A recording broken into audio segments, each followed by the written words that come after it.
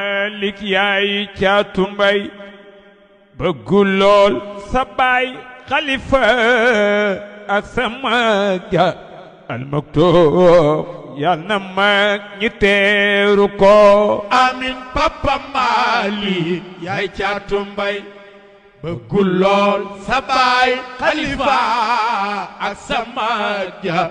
Al Maktoum yal na mag ñi teeru ko waaw Papa Malik yaay Caatu Mbay bëggu lool sa baay Xalifa ak sa mag ja Al Maktoum yal na mag ñi teeru ko amin Papa Malik yaay Caatu Mbay bëggu lool sa baay Xalifa ak sa mag ja Al Maktoum yal na mag ñi teeru ko waaw Papa Malik yaay Caatu Mbay bëggu lool sa baay Xalifa ak sa mag ja Al Maktoum yal na mag ñi teeru ko waaw ay ca leen ñu dem Tiwaawan mbir ma tiis na ba ni selaw Caatu Mbay si laaxu na tey yal na mag ñi teeru ko amin Papa Malik yaay Caatu Mbay bëggu lool sa baay Xalifa ak sa mag ja Al Maktoum yal na mag ñi teeru ko waaw ay jëleen ñu dem Tiwaawan mbir ma tiis na ba ni selaw Caatu Mbay si làqu na tey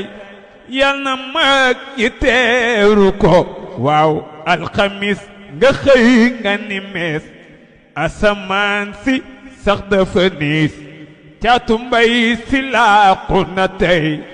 yal na mag ñi teeru ko amin Papa Malik yaay Caatu Mbay bëggu lool sa baay Xalifa ak sa mag ja Al Maktoum yal na mag ñi teeru ko waaw alxamis nga xëy nga ni mes asamaan si sax dafa nit si Malik wetal nga ñu fi yal na mag ñi teeru ko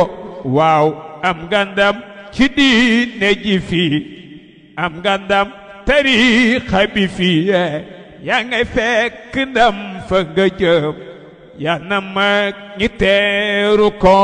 amin Papa Malik yaay Caatu Mbay bëggu lool sa baay Xalifa ak sa mag ja Al Maktoum yal na mag ñi teeru ko waaw am nga ndam ci diine ji fi amu nga ndam ci diine ji fi amu nga ndam ci diine ji fi amu nga ndam tariixa bi fi yaa ngay fekk ndam fa nga jëm yaa ngay fekk ndam fa nga jëm yal na mag ñi teeru ko waaw cofelam ci Al Maktoum wér na lool te woon ma Sénégal soppe yaa ngi nii ne selaw yal na mag ñi teeru ko amin Papa Malik yaay Caatu Mbay bëggu lool sa baay Xalifa ak sa mag ja Al Maktoum yal na mag ñi teeru ko waaw cofelam ci Al Maktoum wér na lool te wóor na Sénégal soppe yaa ngi nii ni selaw yal na mag ñi teeru ko waaw fa nga jëm bilaay doo fewet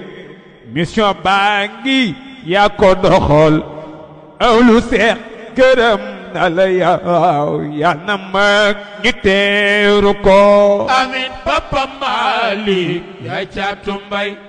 bëggu lool sa baay Xalifa ak sa mag ja